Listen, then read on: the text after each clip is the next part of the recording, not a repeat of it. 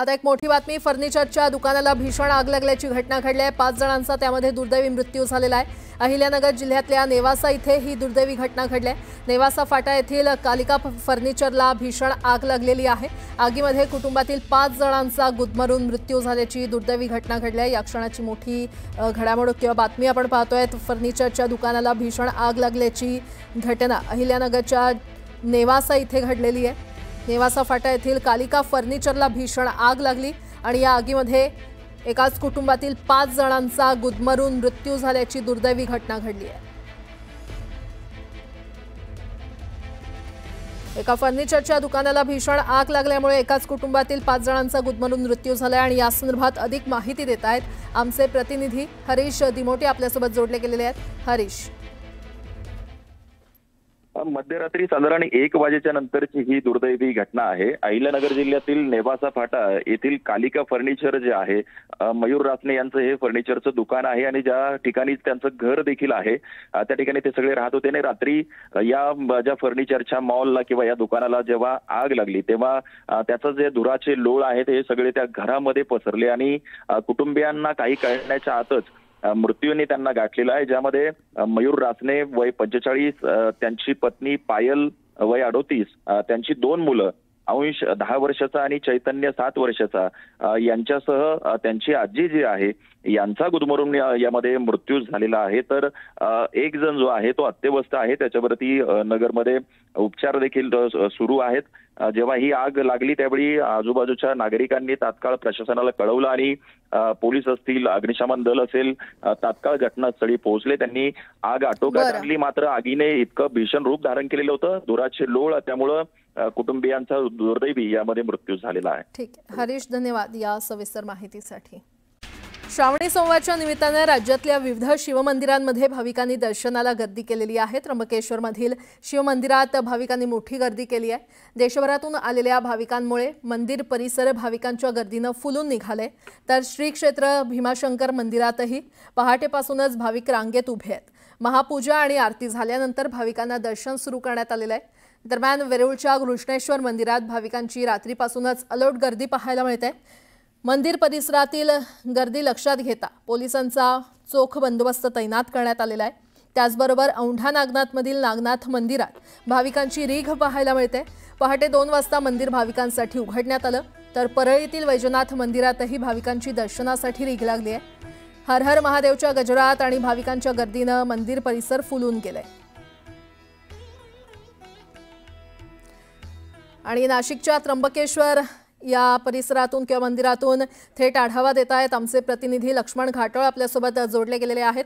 लक्ष्मण, आज श्रावणी सोमवार आहे आणि भाविकांची मंदिरात गर्दी पाहायला मिळते, काय सध्या वातावरण? नाशिकच्या त्र्यंबकेश्वर मंदिरामध्ये आज पहाटेपासूनच भाविकांची मोठी गर्दी पाहायला मिळते। खरं तर श्रावणी सोमवारच्या निमित्तानं दरवर्षी मंदिरामध्ये गर्दी केली जात असते। श्रावणी सोमवारच्या निमित्तानं नाशिकच्या त्र्यंबकेश्वर मंदिराबरोबरच ब्रह्मगिरीच्या पर्वतरांगांना फेरी मारण्याचं अर्थात प्रदक्षिणा मारण्याचा एक आध्यात्मिक महत्त्व आहे आणि म्हणून देशभरातले भाविक जे आहेत ते त्र्यंबक नगरीमध्ये दाखल होत असतात। 12 ज्योतिर्लिंगांपैकी आद्य ज्योतिर्लिंग अशी नाशिकच्या त्र्यंबकेश्वराची ओळख आहे आणि म्हणून देशभरातले भाविक जे आहे ते या त्र्यंबक राजाच्या चरणी नतमस्तक होण्यासाठी, लीन होण्यासाठी येत असतात। मी आता याच त्र्यंबक राजाच्या मंदिराच्या बाहेर आहे व माझ्या मागच्या बाजूला आपण जर दृश्यांमध्ये बघितलं तर भाविकांची अशी अलोट गर्दी जी आहे ती मंदिरामध्ये झालेली आहे। भम भम बोलेचा गजर केला जातोय आणि या भम भम बोलेच्या हर हर महादेवच्या गजरामध्ये हे सगळे भाविक जे आहे ते त्र्यंबक राजाच्या चरणी नतमस्तक होत आहे, लीन होत आहे। या त्र्यंबक राजाच्या चरणी नतमस्तक होण्यासाठी देशभरातले भाविक जे आहे ते मोठी गर्दी करताना आपल्याला पाहायला मिळत आहे। ही जी गर्दी आपल्याला दृश्यांमध्ये पाहायला मिळते ही देशभरातून आलेल्या भाविकांची आहे आणि एका भाविकाला साधारणतः दर्शनासाठी 3 ते 4 तासाचा वेळ लागतोय।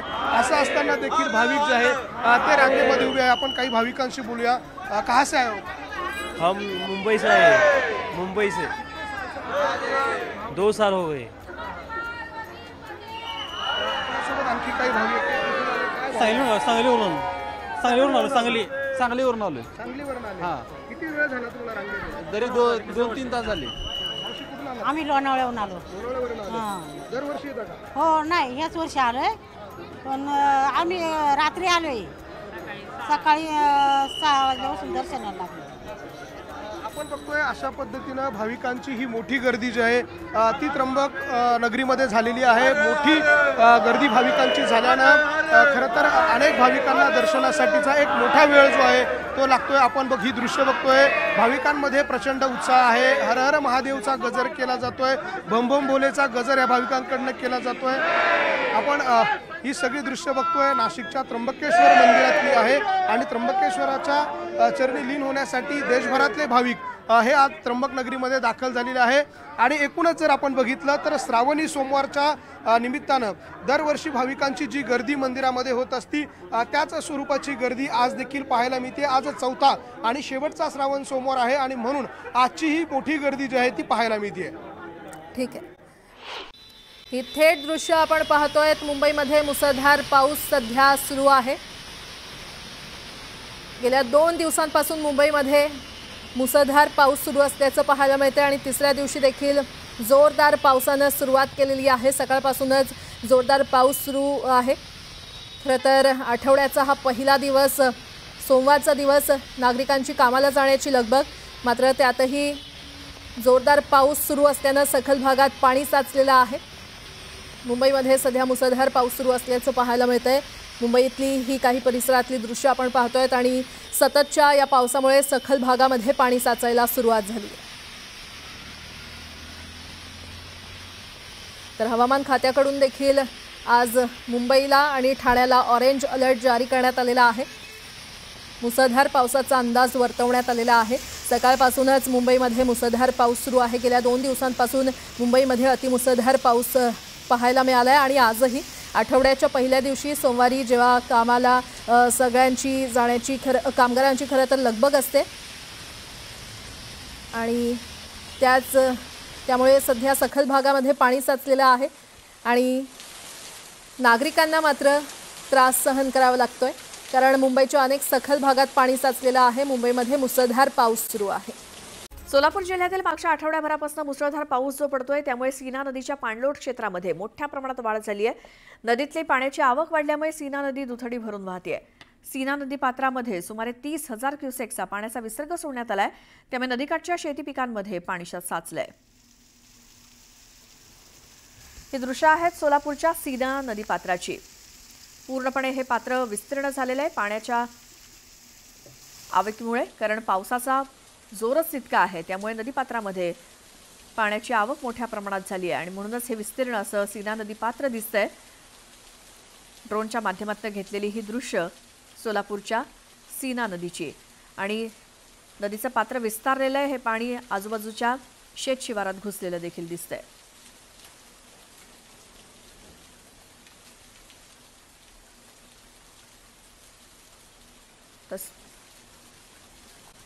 आज श्रावण सोमवारच्या निमित्तानं राज्यातल्या विविध शिवमंदिरांमध्ये भाविकांनी दर्शनासाठी गर्दी केली आहे. त्र्यंबकेश्वरमधील शिवमंदिरात भाविकांनी मोठी गर्दी केली आहे. देशभरातून आलेल्या भाविकांमुळे मंदिर परिसर फुलून गेलाय. तर श्री क्षेत्र भीमाशंकर मंदिरात सुद्धा पहाटेपासूनच भाविक रांगेत उभे आहेत. महापूजा आणि आरती झाल्यानंतर भाविकांना दर्शन सुरू करण्यात आलं. दरम्यान वेरूळच्या घृष्णेश्वर मंदिरात भाविकांची रात्रीपासून अलोट गर्दी झाली आहे. मंदिर परिसरातील गर्दी लक्षात घेता पोलिसांचा चोख बंदोबस्त तैनात ठेवण्यात आलेला आहे. त्यासोबत औंढा नागनाथमधील नागनाथ मंदिरात सुद्धा भाविकांची रीघ लागली आहे. पहाटे 2 वाजताच मंदिर भाविकांसाठी उघडण्यात आलंय. तर परळीतील वैजनाथ मंदिरात सुद्धा भाविकांची दर्शनासाठी रीघ लागली आहे. हर हर महादेवच्या गजरात आणि भाविकांच्या गर्दीनं मंदिर परिसर फुलून गेलाय. आज शेवटचा श्रावणी सोमवार असल्यामुळे जिकडे तिकडे शंकराच्या मंदिरात मोठी गर्दी आहे. तर सलग तिसऱ्या दिवशी नांदेड जिल्ह्यामध्ये पावसाचा कहर सुरू आहे. मुखेड तालुक्यामध्ये झालेल्या ढगफुटी सदृश पावसामुळे अनेक गावात हाहाकार माजलाय. भिंगोली, भेंडेगाव, हसनाळ, रावणगाव, भासवाडी, सांगवी, भादेव यासोबतच अनेक परिसरात पुराचं पाणी साचल्यामुळे जनजीवन विस्कळीत झालं. आमचे प्रतिनिधी मुजीब शेख आपल्यासोबत आहेत फोनलाईनवरती. मुजीब, नांदेडमध्ये किती दिवसांपासून सुरू असलेल्या पावसाचे परिणाम आत्ता काय दिसते, तर काय ताजी परिस्थिती तिकडची? सलग तिसरा दिवस आहे आज पाऊस सुरूच आहे. अधूनमधून पाऊस पडतोय त्यामुळे अनेक जे नदी नाले आहेत ना त्यांना पूर आलेला आहे. आजची जी परिस्थिती, आज पहाटे देखील खूप मोठ्या प्रमाणामध्ये जिल्हाभरात पाऊस झाला. विशेष करून मुखेड तालुक्यातल्या बाराडी या मंडळामध्ये, म्हणजे मंडळात जवळपास 12 ते 15 गावं असतात, या मंडळामध्ये ढगफुटी सदृश पाऊस झाला. तळं जे होतं ते तळं भरलं, ते तळं ओव्हरफ्लो होऊन ते तळ्याचं पाणी देखील अनेक गावांमध्ये साचलं. पावसाचं पाणी मोठ्या प्रमाणामध्ये गावामध्ये साचलं. पूर परिस्थिती निर्माण झाली.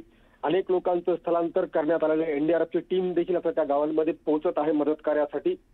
याशिवाय बाकीचे देखील जे नदी नाले आहेत त्यांना देखील पूर आलेला आहे. आसना असेल, पैनगंगा असेल, कयाधू असेल, सीता नदी असेल, या सगळ्याच नद्यांना मोठ्या प्रमाणामध्ये पूर आलेला आहे आणि नदीकाठची जी गावं आहेत त्यांना सतर्कतेचा इशारा प्रशासनानं दिलेला आहे. मोठ्या प्रमाणात शेतीचं देखील नुकसान झालेलं आहे आणि आणखीन म्हणजे 19 तारखेपर्यंत हवामान खात्याने पावसाचा अलर्ट नांदेड जिल्ह्याला दिलेला आहे. त्यामुळे परिस्थिती आणखीन बिकट होण्याची शक्यता निर्माण झालेली आहे. मुजीब, धन्यवाद या माहितीसाठी.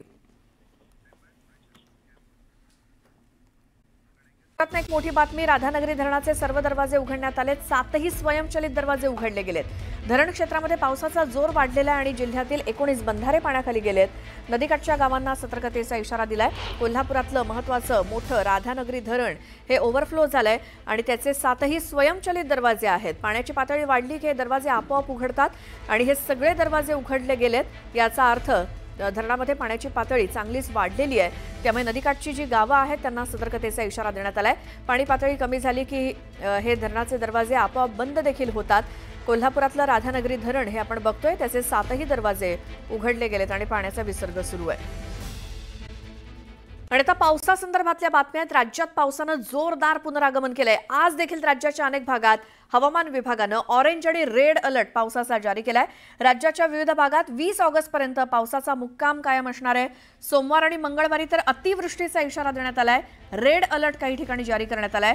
पुणे, घाटमाथा, सातारा, कोल्हापूर, रायगड, रत्नागिरी आणि पालघर या जिल्ह्यांना रेड अलर्ट दिला गेलाय. तिथे मुसळधार पावसाची शक्यता आहे. तर कोकणातील पालघर, ठाणे, मुंबई, रायगड, रत्नागिरी, सिंधुदुर्ग, जळगाव, नाशिक, पुणे घाट, कोल्हापूर, सातारा, छत्रपती संभाजीनगर, जालना, बीड, लातूर आणि विदर्भातील अमरावती, चंद्रपूर, गडचिरोली या जिल्ह्यांना पावसाचा ऑरेंज अलर्ट देण्यात आलाय.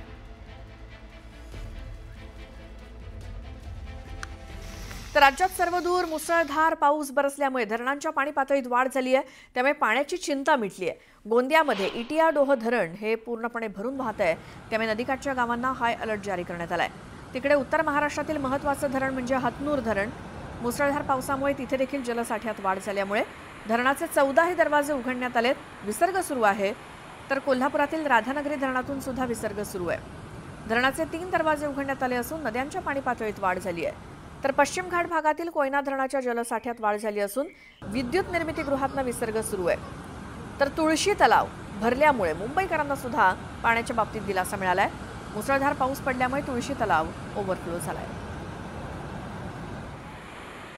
हे तर दुसरीकडे कृषी मंत्री दत्ता भरणे यांच्या विधानामुळे नव्या वादाची ठिणगी पडण्याची शक्यता आहे. क्रीडा खातं बरं होतं, त्रास नव्हता असं वक्तव्य दत्ता भरणे यांनी केलेलं आहे. आणि यापूर्वीचे कृषी मंत्री माणिकराव कोकाटे वारंवार वादग्रस्त वक्तव्यांमुळे अडचणीत सापडलेत. कृषी मंत्री पद म्हणजे ओसाड गावची पाटीलकी असं कोकाटे म्हणत होते. वादग्रस्त विधानं आणि रमी प्रकरणामुळे अखेर कोकाटेंकडचं कृषी खातं काढून दत्ता भरणेंकडे जबाबदारी देण्यात आली. मात्र दत्ता भरणे देखील अशी विधानं करू लागल्यानं त्यांना कृषी खातं पेलवत नाही का असा सवाल राजकीय वर्तुळात उपस्थित केला जाऊ लागलाय.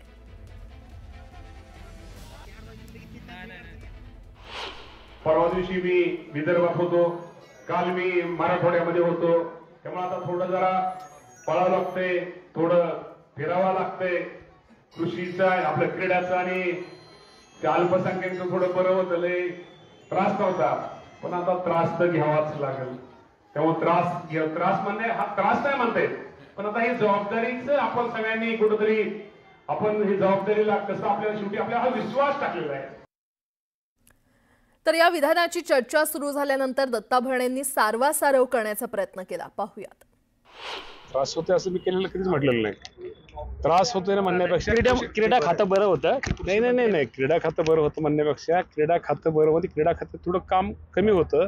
इथं काम जास्त आहे, इथं मेहनत करावं लागेल, इथं लोकांच्यात जावं लागेल. क्रीडा खातं बरं वगैरे असं नाही.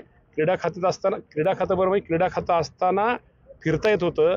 आता कृषी खातं आहे, त्यामुळे तालुक्यातल्या लोकांना सांगितलं की आता मला बाहेर फिरावं लागेल. तालुक्यामध्ये आपल्याला थोडं आता कमी हे करावं लागतं. क्रीडा मंत्री त्यावेळेस ते खातं वेगळं होतं. क्रीडा मंत्री तालुक्यात कमी ते राज्यात दौरे केले चालत होतं. पण आता कृषी मंत्री म्हणून राज्यामध्ये दौरे आपल्याला जास्त करावे लागतील, त्यामुळे तालुक्याला कमी वेळ द्यावा लागेल, हा मी बोलण्याचा उद्देश होता माझा.